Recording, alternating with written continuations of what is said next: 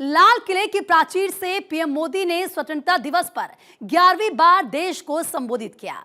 PM ने 98 minute लंबे अपने भाषण में सेकुलर कोड, रिफॉर्म, महिला अत्याचार, करप्शन और मेडिकल एजुकेशन से लेकर नई शिक्षा नीति का भी जिक्र किया। पीएम ने कहा, हमारे यहां जाति पात और पंथ से ऊपर उठकर हर घर तिरंगा फहराया जाता है। नई शिक्षा नीति में मातृभाषा को बल मिला है। भाषा टैलेंट के रास्ते नहीं आनी चाहिए। आज इकोनॉमी को सबसे तेज बनाए रखने वाला देश भारत है। हम 25 करोड़ लोगों को गरीबी से बाहर निकालते हैं। वो दिन दूर नहीं जब भारत इंडस्ट्रियल मैन्युफैक्चरिंग का हब बनेगा। आज लाल किले की प्राचीर से पीएम मोदी ने देश ही नहीं बल्कि सारी दुनिया को भी मैसेज दिया। आपको सुनाते हैं पीएम मोदी के भाषण की 10 बड़ी बातें। आजादी के पूर्व 40 करोड़ देशवासियों ने वो जज्बा दिखाया, वो सामर्थ्य दिखाया, वो एक सपना लेकर के चले, एक संकल्प लेकर के चलते रहे, जूझते रहे। एक ही स्वर था, वंदे मातरम। एक ही सपना था, भारत की आजादी का। 40 करोड़ देशवासियों ने, और हमें गर्व है कि हमारी रगों में उन्हीं का खून है। वो हमारे पूर्वज थे। सिर्फ 40 करोड़ लोगों ने दुनिया की महासत्ता को उखाड़ करके फेंक दिया था, गुलामी की जंजीरों को तोड़ दिया था। अगर हमारे पूर्वज, जिनका खून हमारी रगों में है, आज हम तो 140 करोड़ है।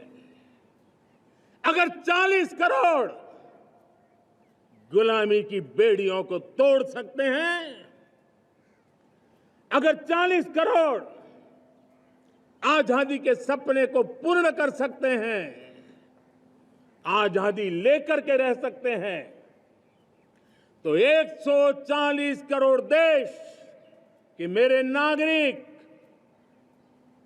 140 करोड़ मेरे परिवारजन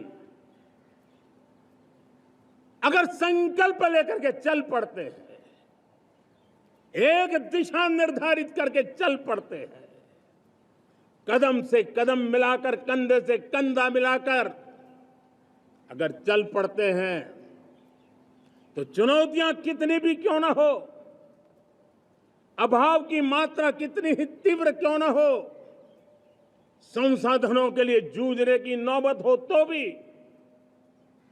हर चुनौती को पार करते हुए हम समृद्ध भारत बना सकते हैं।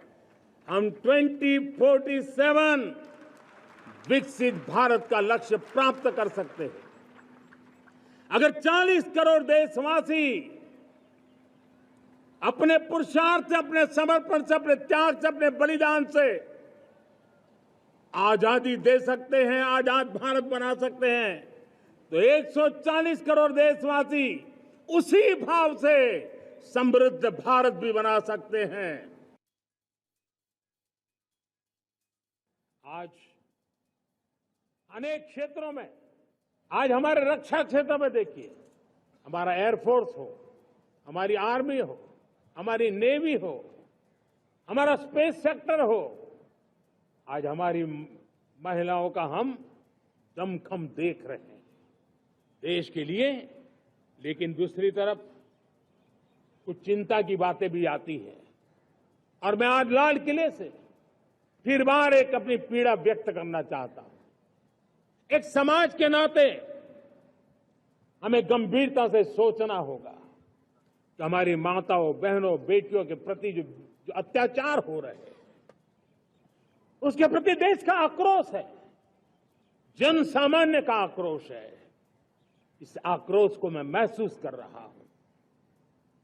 इसको देश को, समाज को, हमारी राज्य सरकारों को गंभीरता से लेना होगा। महिलाओं के विरुद्ध अपराधों की जल्द से जल्द जांच हो, राक्षसी कृत्य करने वालों को जल्द से जल्द कड़ी सजा हो, वो समाज में विश्वास पैदा करने के लिए जरूरी है। मैं ये भी बताना चाहूंगा कि जब बलात्कार की या महिलाओं पर अत्याचार की घटनाएं घटती हैं तो उसकी बहुत चर्चा होती है, बहुत प्रचार होता है, मीडिया में छाया रहता है।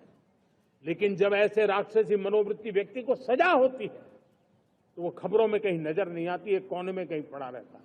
अब समय की मांग है कि जिनको सजा होती है उसकी व्यापक चर्चा हो, ताकि ऐसा पाप करने वालों को भी डर पैदा हो कि ये पाप करने की हालत ये होती है कि फांसी पर लटकना पड़ता है।